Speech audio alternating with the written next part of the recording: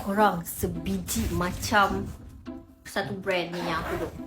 You know lah, siapa yang geng-geng mewarnai faham lah maksud aku kan. Sebiji weh. Siapa-siapa yang nak beli untuk anak yang harga lebih affordable, harga B40, korang ambil yang Chenry. Aku ambil yang 120 pieces.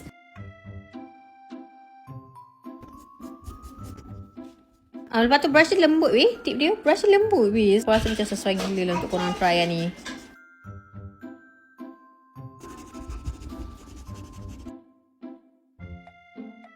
Okay, so ni hasil dia. Aku memang colour cincai-cincai je. Tunjuk je yang memang colour ni memang sangat cantik weh. Sekarang dia ada 120 colour.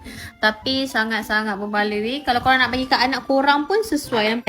Dan belakang ni tetaplah macam ni lah. Dia memang tembus sebab dia alkohol. Korang wajib ada Chenry. Kalau korang nak marker pen alkohol yang harga lebih murah, harga B40, korang beli yang Chenry punya. Worth the pay.